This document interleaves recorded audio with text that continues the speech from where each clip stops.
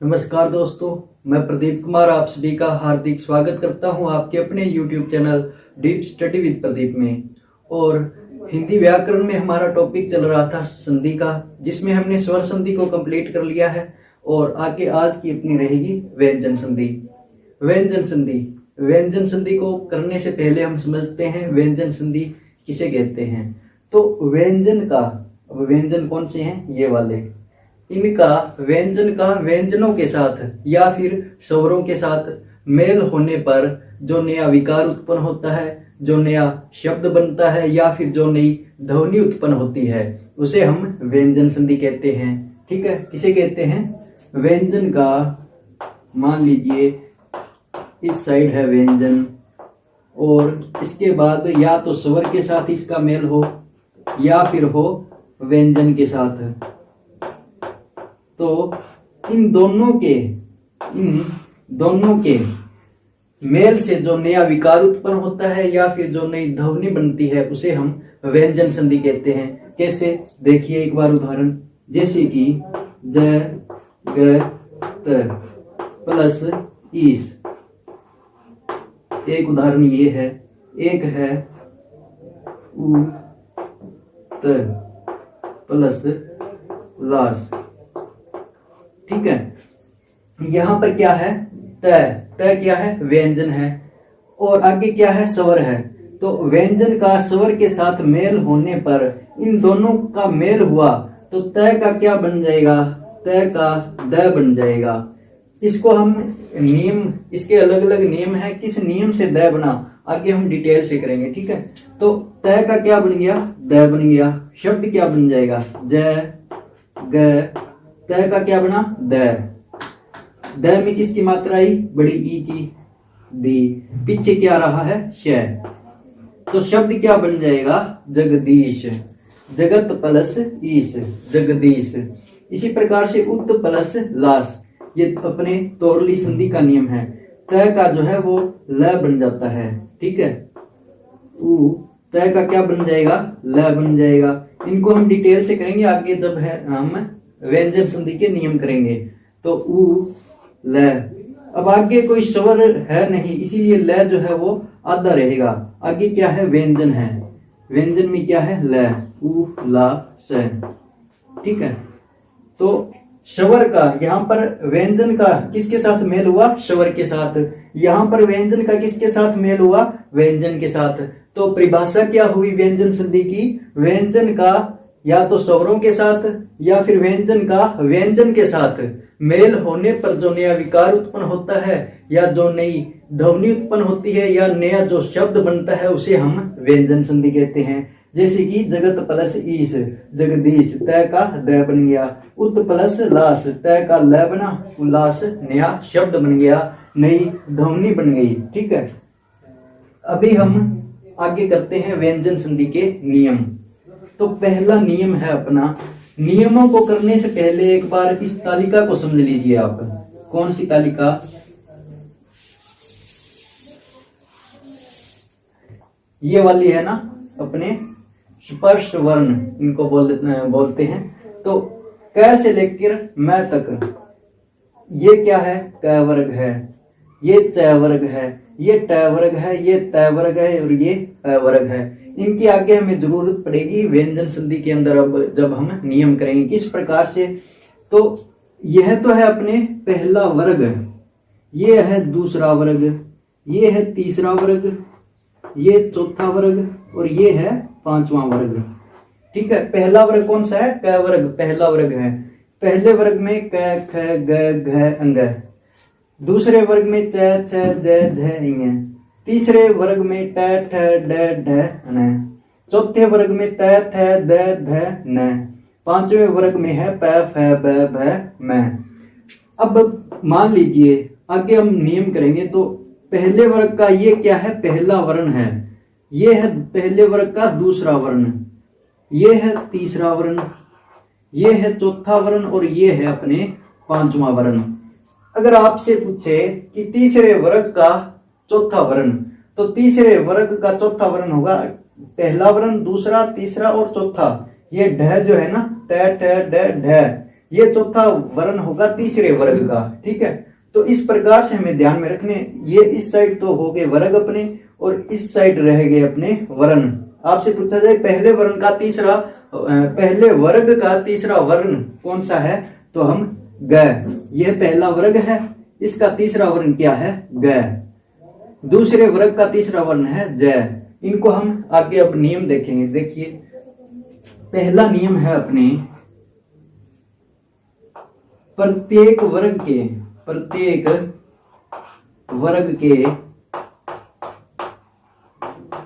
प्रथम वर्ण,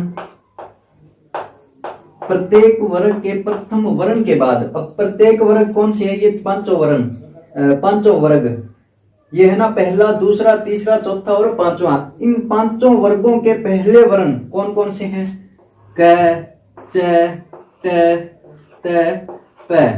क, च, ट, त और प, ये क्या है, ये अपने प्रत्येक वर्ग के पहले वर्ण है। क है, च है, ट है, त है और प है। तो पहला नियम क्या है अपने व्यंजन संधि का, पहले वर्ण के बाद, प्रत्येक वर्ग के पहले वर्ण के बाद तीसरा या फिर चौथा वर्ण हो, या तो हो तीसरा या फिर हो चौथा वर्ण, या हो स्वर, कोई भी स्वर हो, और या फिर हो य, र, ल, व और है। ठीक है, पहले प्रत्येक वर्ग के पहले वर्ण के बाद या तो तीसरा वर्ण हो या हो चौथा वर्ण, या फिर स्वर हो, या हो य, र, ल, व, है। अब देखिए पहले वर्ण के बाद, प्रत्येक वर्ग के पहले वर्ण के बाद या तो तीसरा और चौथे में कौन कौन सा है, पहले वर्ग का तीसरा है ग और घ, ज और झ, ड और ढ, द और ध, ब और भ। ये है अपने तीसरे और चौथे वर्ण, प्रत्येक वर्ग के तीसरे और चौथे वर्ण ये हो गई। पहले वर्ण क, च, ट, त, प, ये वाले हो गए। तो नियम क्या है पहला, पहले वर्ण के बाद, प्रत्येक वर्ग के पहले वर्ण के बाद या तो तीसरा या फिर चौथा वर्ण हो, या फिर हो स्वर, या फिर हो य, र, ल, व, है, इनमें से कोई भी। तो नया वर्ण क्या बनेगा, नया वर्ण इनका तीसरा वर्ण बन जाएगा। अगर क वर्ग है ना इस साइड, पहले वर्ण में अगर क है पहले वर्ग का, तो उसका तीसरा बन जाएगा, उसी वर्ग का तीसरा वर्ण बनेगा। अगर इस साइड पहले वर्ण में अगर च होगा ना, तो इसका तीसरा वर्ण ज बन जाएगा। अगर यहाँ पर ट हुआ ना, तो यहाँ पर ड बन जाएगा, तीसरा वर्ण उसी वर्ग का तीसरा वर्ण बन जाएगा। यहाँ पर त है ना, तो इसका तीसरा वर्ण द बन जाएगा, यहाँ पर प है तो इसका तीसरा वर्ण ब बन जाएगा। ठीक है, नियम क्या है पहला, उसी वर्ग का तीसरा वर्ण, उसी वर्ग का कौन सा वर्ण, तीसरा वर्ण नया वर्ण बन जाता है।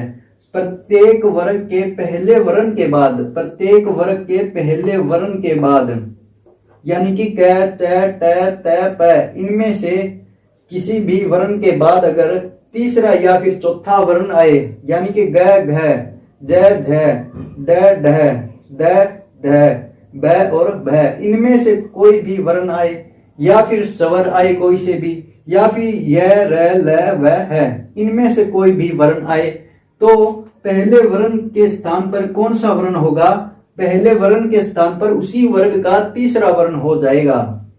जैसे क वर्ग आ गया ना इस साइड, क वर्ण आ गया, तो इसका तीसरा वर्ण क्या है, इस वर्ग का तीसरा वर्ण ग है, तो ग हो जाएगा। अगर च आया तो ज हो जाएगा, अगर ट आया तो ड हो जाएगा। आइए अब उदाहरण देखते हैं इसके। जैसे कि एक उदाहरण तो पहले देख ही लिया है हमने, जगत प्लस ईश, उसमें क्या था, तय था। अब तय का क्या बन गया था, द बन गया था। आगे क्या था, ई क्या था, स्वर था, तो तय का क्या बन गया था, द बन गया था। और नया शब्द क्या बन गया था, जगदीश। नया शब्द क्या बन गया था, जगदीश। इसी प्रकार से और उदाहरण देखिए अपने, जैसे कि दिक प्लस अंबर, दिक प्लस अंबर, अब यहां पर क्या है, क है, पहला वर्ण है ना, क क्या है, पहले वर्ग का पहला वर्ण है। आगे क्या है, स्वर है।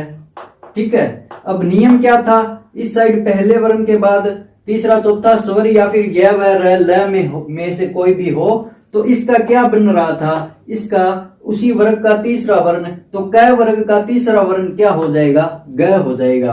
क्या हो जाएगा, ग हो जाएगा। तो शब्द क्या बनेगा, क का क्या बन जाएगा, ग बन जाएगा। क का क्या बनेगा, ग बनेगा। तो शब्द क्या बनेगा, दी ग। अब ग अभी तक आधा है, आगे अंबर, आगे क्या है, स्वर है। स्वर में क्या है, अ है। अ की मात्रा किस में आएगी, ग में आएगी। तो ग जो है वो पूरा हो जाएगा। ग क्या हो जाएगा, पूरा। पीछे क्या रहा, मंबर। और शब्द क्या बन जाएगा, दिगंबर। नया शब्द क्या बन जाएगा, दिगंबर। दिक प्लस अंबर, क का ग हुआ और यहां पर नया शब्द बन गया दिगंबर। ग के अंदर ए की मात्रा आई, ग पूरा हो गया, दिगंबर। नया शब्द क्या बन गया, दिगंबर। इसी प्रकार से वाक प्लस ईश, यहां पर क्या है, क है, इधर क्या है, स्वर है। स्वर में क्या है, बड़ी ई है। तो क का क्या बनेगा, उसी नियम के अनुसार ग बन जाएगा। क्या बन जाएगा, ग बन जाएगा। तो शब्द क्या बन जाएगा अपने पास, नया वा ग। अब आगे क्या है, ईश है। तो ईश के अंदर क्या है, बड़ी ई है। बड़ी ई की मात्रा ग में आएगी, ग पूरा हो जाएगा और ई की मात्रा आ जाएगी वागी। पीछे क्या रहा है, श। तो नया शब्द क्या बन जाएगा, वागीश। यहां पर क्या है, दिक प्लस अंबर, दिगंबर। वाक प्लस ईश, वागीश। नया शब्द क्या बन जाएगा, वागीश।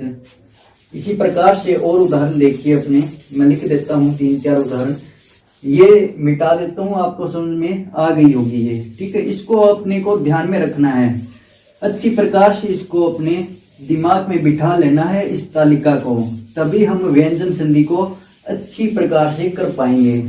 ठीक है, अभी मैं कुछ उदाहरण लिख लेता हूं, फिर उसके बाद हम इन उदाहरणों को करेंगे।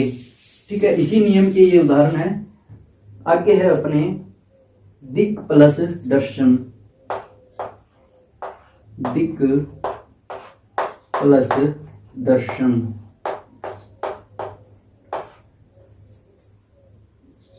दिक प्लस विजय,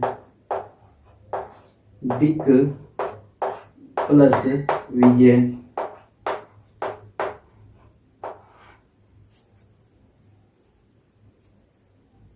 सत प्लस आचार, सत प्लस आचार। उत प्लस यान, उत प्लस यान। जगत प्लस अंबा, जगत plus Amba.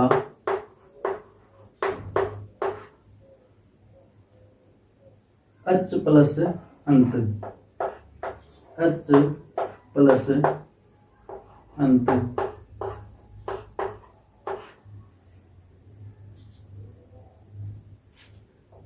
Up plus the. ठीक है, ये उदाहरण है, इनको देखिए। वही नियम रहेगा, कौन सा, अगर प्रत्येक वर्ग के पहले वर्ण के बाद, इसमें देखिए पहला वर्ण है, ये देखिए क, क, त, त, त, च, प, ये सारे क्या है, पहले वर्ण है। ठीक है, दिक प्लस दर्शन, तो नियम क्या था, पहले वर्ण के बाद तीसरा या फिर चौथा वर्ण हो प्रत्येक वर्ग का, या फिर हो स्वर, और या हो य र ल व है, इनमें से कोई भी हो, तो पहले वर्ग का, अपने पहले वर्ण का तीसरा वर्ण हो जाता है उसी वर्ग का। तो यहाँ पर ग है, ग में क्या हो जाएगा, क है, तो क का तीसरा वर्ण क्या हो जाएगा, ग हो जाएगा। अब शब्द क्या बनेगा, दी। क का क्या बन गया, ग बन गया। अब ग आधा रहेगा क्योंकि आगे क्या है, व्यंजन है, स्वर नहीं है। अगर यहाँ पर स्वर होता तो उसकी मात्रा आ जाती ग के अंदर, यहाँ पर क्या है, द है, तो ग आधा रहेगा, पीछे रहा अपने शब्द दर्शन। नया शब्द क्या बन जाएगा, दिग्दर्शन। दिग प्लस दर्शन, दिग्दर्शन। इसी प्रकार से दिग प्लस विजय, दिग प्लस विजय, तो वही नियम यहां पर लगेगा। क का क्या बनेगा, ग बनेगा, तो दी ग, आगे क्या है, विजय, तो दिग विजय। नया शब्द क्या बन जाएगा, दिग्विजय। दिग प्लस विजय तो दिग्विजय। क का क्या बन गया, ग बन गया। यहाँ पर क्या है, य र ल व में से है ना, यहाँ पर क्या है, त थ द, त थ द, त थ द, तो तीसरा वर्ण है त वर्ग का, ठीक है। यहाँ पर क्या है, वह है, यहाँ पर क्या है, यहाँ पर स्वर है, तो स, और यहाँ पर क्या है, पहला वर्ण है, तो पहले वर्ण का कौन सा हो जाएगा, इसी वर्ग का तीसरा वर्ण, तो इसी वर्ग का तीसरा वर्ण क्या है, त थ द, तो त की जगह क्या बनेगा, द बन जाएगा, और शब्द क्या बन जाएगा, स, त का क्या बन गया, द। अब आगे क्या है, आचार। आचार में क्या है, आ है, स्वर है, स्वर की मात्रा द में आएगी, स्वर क्या है, आ है, आ की मात्रा द में आएगी, दा, सदा, और पीछे रहा चार, शब्द क्या बन जाएगा, सदाचार। सत प्लस आचार, सदाचार। इसी प्रकार से उत प्लस यान, यहां पर क्या है, त है, यहां पर यह है, तो त का क्या बनेगा, तीसरा वर्ण, तीसरा वर्ण क्या है, द है, तो शब्द क्या बन जाएगा, उ द, उ द। यहां पर कोई भी स्वर नहीं है, इसलिए यह द जो है वो आधा रहेगा, पीछे क्या है, यान, तो शब्द क्या बन जाएगा, उद्यान। अब इस उद्यान को ऐसे लिखो या फिर इस प्रकार से लिखो, एक ही बात है, उद्यान। नया शब्द क्या बन जाएगा, उद्यान। इसी प्रकार से जगत प्लस अंबा, तो नया शब्द क्या बन जाएगा, ज ग, और त का तीसरा वर्ण कौन सा है, द है, आगे स्वर है, इधर पहला वर्ण है, तो त का द बनेगा, द। आगे क्या है, अंबा, तो अंबा के अंदर ए है, ए की मात्रा द में आएगी, द पूरा हो जाएगा, पीछे रहा मंबा। शब्द क्या बन जाएगा, जगदम्बा। क्या शब्द बन जाएगा, जगदम्बा। इसी प्रकार से अच प्लस अंत, अच प्लस अंत, पहला है ना च, तो च इधर क्या है, स्वर है, इधर प्रत्येक वर्ग में से पहला वर्ण है, च है, तो इस च का तीसरा वर्ण क्या हो जाएगा, च छ ज, क्या हो जाएगा, ज हो जाएगा, क्या हो जाएगा, ज हो जाएगा। तो नया शब्द क्या बनेगा, अ, च का क्या बनेगा, ज बनेगा, अ ज। अब यहां पर क्या है, अंत है, अंत में क्या है, अ है, अ क्या है, स्वर है, स्वर की मात्रा ज में आएगी, तो ज पूरा हो जाएगा, अ ज। जय के अंदर ए की मात्रा आ गई, पीछे रहा नंत, तो शब्द क्या बन जाएगा, अजंत, अजंत।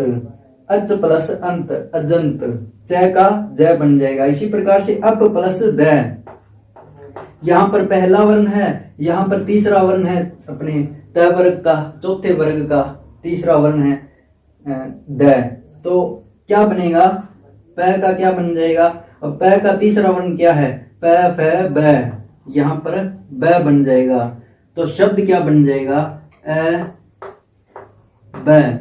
अब ब क्या है, आधा है, यहां पर कोई भी स्वर नहीं है, इसीलिए ये आधा रहेगा। यहां पर क्या है, व्यंजन है, तो ये ब जो है वो आधा ही रहेगा, पूरा नहीं होगा, और पीछे रहा अपने द। शब्द क्या बन गया, अबध। क्या शब्द बन गया, अबध। नियम कौन सा था, व्यंजन संधि का नियम था। पहला नियम हमने किया था, प्रत्येक वर्ग के पहले वर्ण के बाद या तो तीसरा वर्ण हो, या फिर हो चौथा वर्ण, या फिर हो स्वर, या हो य व र ल है। इनमें से कोई भी वर्ण आए तो प्रथम वर्ण जो होते हैं उनके स्थान पर उसी वर्ग का तीसरा वर्ण हो जाता है।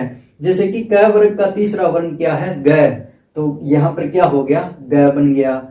त वर्ग का तीसरा वर्ण क्या होता है, द होता है, तो यहाँ पर द नया वर्ण हो जाएगा। इसी प्रकार से प का तीसरा वर्ण क्या होगा, ब होगा। ठीक है, तो यह था अपना पहला नियम व्यंजन संधि का।